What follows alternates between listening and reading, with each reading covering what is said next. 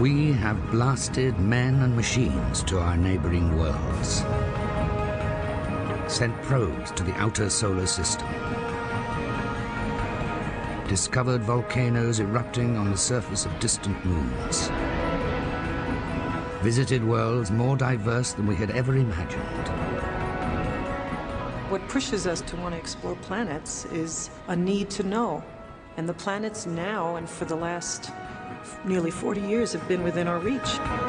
We have landed on Mars, walked on the moon. At the dawn of a new millennium, we're at the start of a new era of exploring the planets.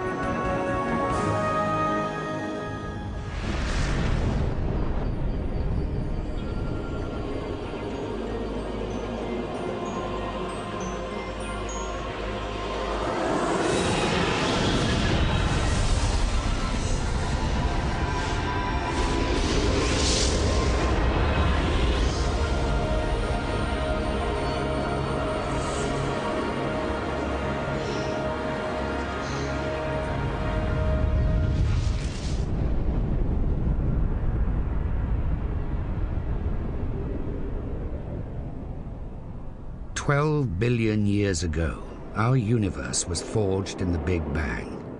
It created countless galaxies, the birthplace of stars and planets.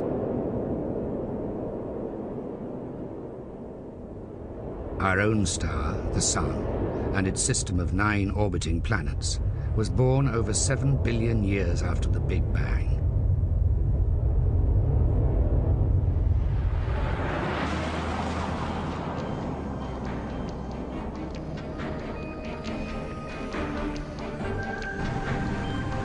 This man is about to take a trip into the depths of our solar system.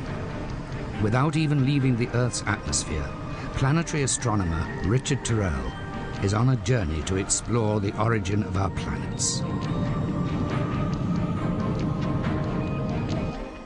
He's come here to the heart of the Mojave Desert, one of the driest and most barren places on Earth, to search for meteorites, rocks from outer space.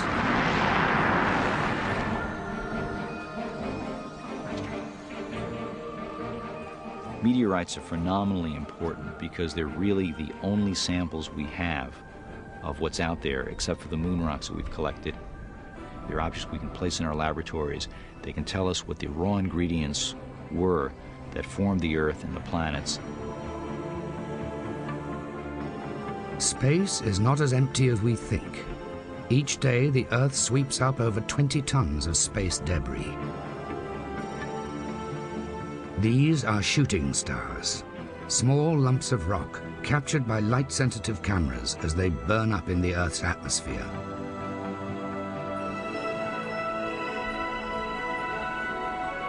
Usually, large meteorites break into many smaller fragments. They can land anywhere on Earth, but it's only when they land on an ice cap or a desert that we can find them.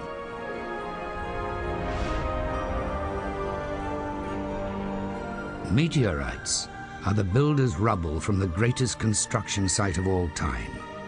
They're fragments left over from when the planets were born. The meteorites really tell a fantastic story. Most of the meteorites are incredibly old, dating back to the origin of the Earth and the Sun. They're really telling us the entire chemical and organic history of the material that formed the planets and give us a great deal of insight into our origins and the origin of life. By radioactive dating of the minerals in these rocks, astronomers have been able to work out that the Earth and all the other planets were created 4.5 billion years ago.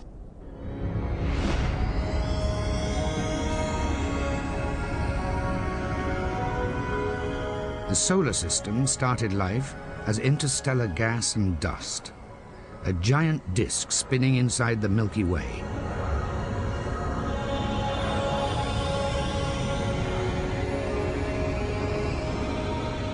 As gravity pulled the fine grains of dust together, a disk hundreds of billions of miles wide began to spin and collapse. At its heart, the material was so dense, nuclear fires ignited our sun. The heat of the new sun blew the lighter gases away to the edge of the disk, where it condensed to form the outer giant planets.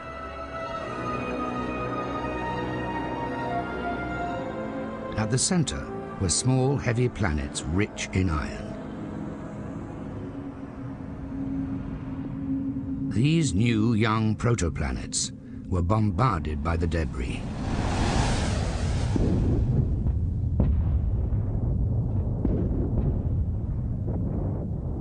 In the inner solar system, where we have 4 planets today, there were between 50 and 100 protoplanets, young planets, that ranged in size from about Moon size to Mars size.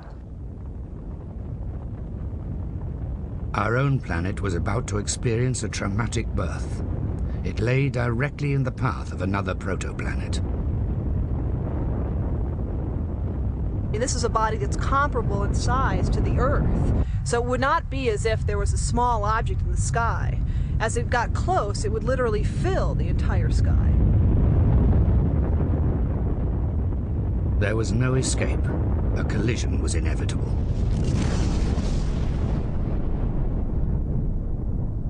If this impact were to happen today, there would be no place to hide. This is truly a cataclysmic event. The impact energy was so enormous, both protoplanets were melted. The liquid cooled, and the Earth was reborn.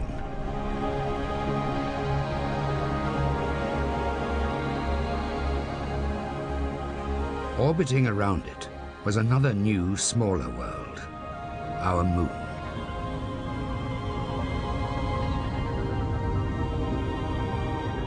It gave us a target we could reach, a possible stepping stone from which to explore further into deep space. Without the proximity of our nearest neighbor, we may never have started to explore space. In 1961, President Kennedy used the moon to set the greatest challenge in history. I believe that this nation should commit itself to achieving the goal, before this decade is out, of landing a man on the moon and returning him safely to the Earth. Even the astronauts of Apollo 11 believed there was only a 50-50 chance they would return safely from the moon. We choose to go to the moon. We choose to go to the moon and do the other things, not because they are easy, but because they are hard. To reach the moon, NASA created the most powerful rocket they'd ever built, the mighty Saturn V. Ignition sequence start. 6, 5, 4, 3, 2, 1, 0. All engine running.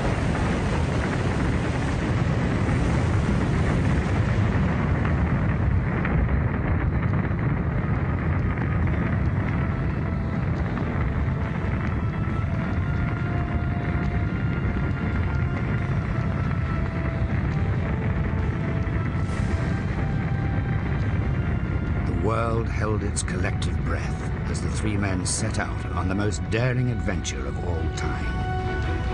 Houston, Apollo 11, that Saturn gave us a magnificent ride. Roger, 11, we'll pass that on, and it certainly looks like you're well on your way now.